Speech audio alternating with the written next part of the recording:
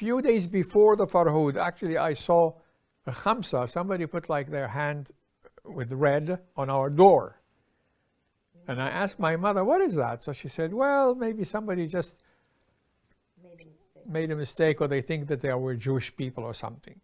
But they were actually mentioning all the Jewish homes a few days before the Farhud, because they were planning for something like that to happen. Yeah, all I remember, we left Baghdad a day before the Farhud. We were so scared. We left at night, and a sheikh was with us to protect us. We took the train. The train was full of soldiers. There were no civilian at all. We were the only civilian, and we were all so scared. And before reaching Khanaqin, we saw Rashid Ali and Gilani and Mufti. They were escaping. We saw them in the car. Baba said, oh, here they are. I didn't know. So then once we got to Commemoration, there was only one hotel there. We stayed there, and we saw all three of them there. They were having breakfast and dinner with us in the same area. And after that, we went to Iran. We had a cook, and my mother sent him to the shops. We didn't know there is anything wrong.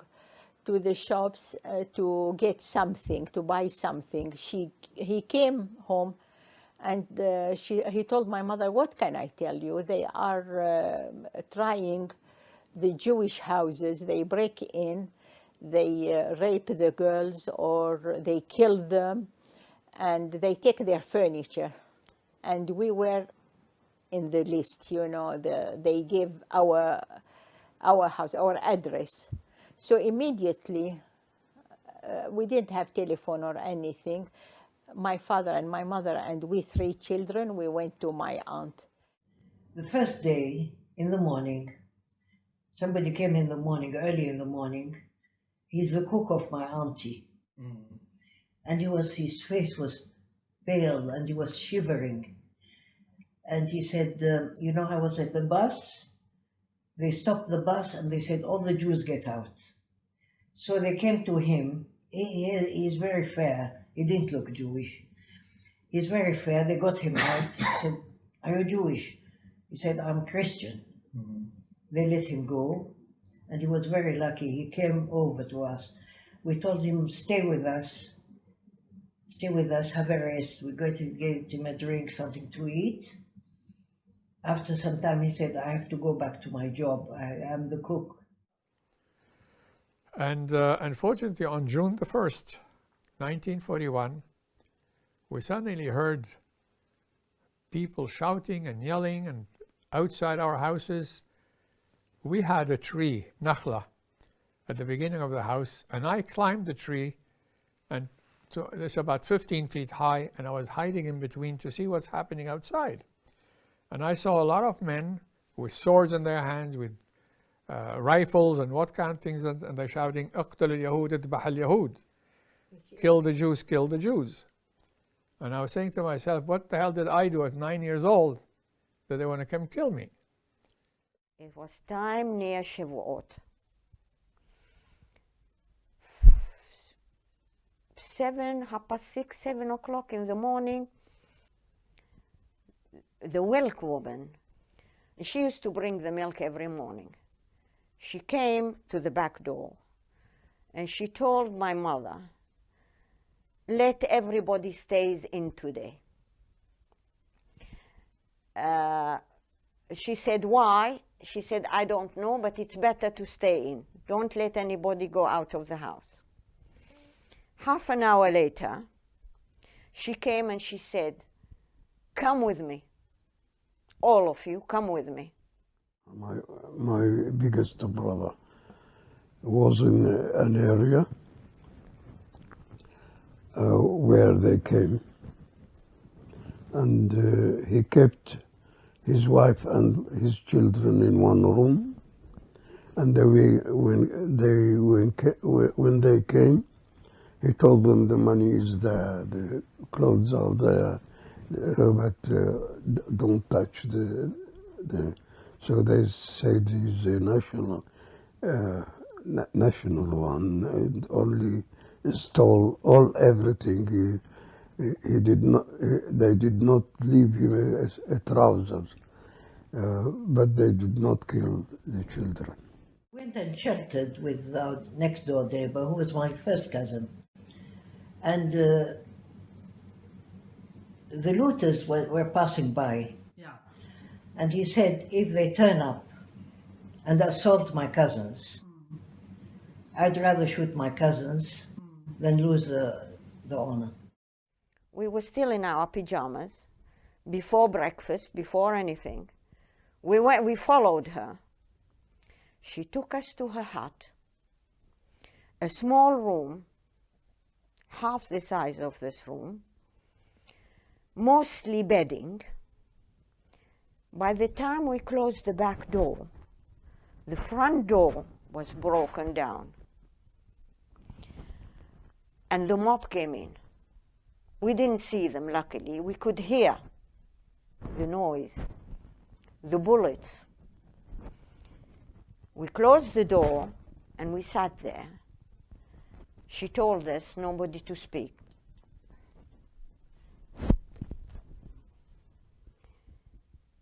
We could hear bullets. We could hear screaming. We didn't know what was happening. Our parents didn't even, they said to us not to speak, put their fingers on their mouth. We stayed there from 7 o'clock in the morning till 5:30 in the evening. No food, no water, hot. Worst of all, no toilets. My aunt, they are very rich. They have a very big house. They are in the corner of one street. The other corner, a Muslim solicitor or something like that. But they are in very good terms with him. They sent someone to ask the Muslim solicitor if we can come, and they are not a family of 5. We are about 30 people. They said no problem, come all of it. So we went to this Muslim, and they were, I do still remember the woman asking go and bring yogurt for the children, go and bring coffee, milk, whatever, you know. They were very helpful. But what I saw is our landlord, who was our next door neighbor, at the time he wore a green hat, let's call it, because he was a Haji. And I saw that he had a chair in front of our house, and when the whole mob came in, they stopped right in front of him, and they were talking to him. But of course I couldn't hear what they said. I only found out later that when they came, they wanted to go into our house. He told them that there was a woman with 9, she's a widow, with 9 children, and she asked for his protection. If they want to go and get them, they have to kill him first. So we were saved by this Muslim Haji. Thank God there were some good people like that. Then they went to our neighbors, and I can hear the screams of women being raped, mutilated. Apparently there was one army fellow who used to buy, who finished his bullet, used to buy every bullet for 1 dinar. Dinar was £1 then, to kill Jews, if there are any Jews. And he used to say, there were nearly 17 Jewish people in this house. Where are they? Was looking for us. And she said to him, they went in the morning, early morning, they went to the other friend. Her aim was, if we had anything buried or anything hidden, to find out before we would be killed. Because at the end of the evening, at lunchtime, she came pulled a drawer and got a saber, a big, long knife, put it in her belt. And my father asked her, Jamila, you will want to sleep in the evening. Where will you put us? He said, we will be digging a big hole. We put you in it and we'll cover you till the morning. And then you come back to the hut. I think my parents understood what's going to happen. By then, we will be killed and we'll be buried in that hole. We thought, fine, the British are coming. We're going to be all right. I was standing outside my house, and immediately next to us, my neighbor, there was another schoolboy friend of mine. And I said, let us go for a walk. At that time, another Jewish fellow student came along, said, don't go out. They've started killing Jews. Okay? Now, it so happened that as he walked towards the end of the street, I saw that he was surrounded by other people. Later, I learned that he was murdered. And that was the night when, how can I describe it to you? There was a lot of, sometimes a period of eerily silence, I suppose, when the marauders were surrounding Jewish people. And then there would be a huge hysterical cry, presumably when a crime was committed. And there was a lot of shrieking and screaming that went on right through the night. Then after what they did to our neighbors, they set the houses on fire. And that went all night. I don't know if they were alive, but all we know, because what they did is if they saw a radio, they took it. If they saw something interesting, they took furniture and things like that, and then they set the house on fire. But again, all night, like you heard people screaming and yelling, crying, and you couldn't do anything. There were some people we saw them jumping from house to house, running away. And we were saved from that whole street. We were the only one who were saved, actually, really. A friend of my father who was in the army, his name was Qasim. He was looking for my father. He knew about the pogrom. He was looking for my father. He kept on ringing, but of course the phone was taken, was cut. So he came in this fellow's car to look for us. What he found, the house was empty, literally empty. Even the windows were taken out. The doors were taken out. The banisters were taken out. And there were only papers in the house.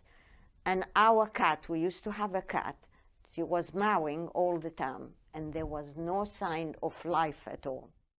I was in my brother's house during the celebration, and I had to go back to home, and my brother advised me not to go in the new street, but I go in the old street called Rashid. All those who went back from the new street called Ghazi Street were killed. They used to stop all the buses and see who is Jew, and they kill him. And I and one of my relatives went by foot all the street, all the street, and we arrived safely. So we took a carriage, and I sat in my father's lap, and all the time he used to put his hand on my eyes so that I don't see what is in the street, especially Shara al-Rashid. Either the blood on the ground or the stores were looted and broken.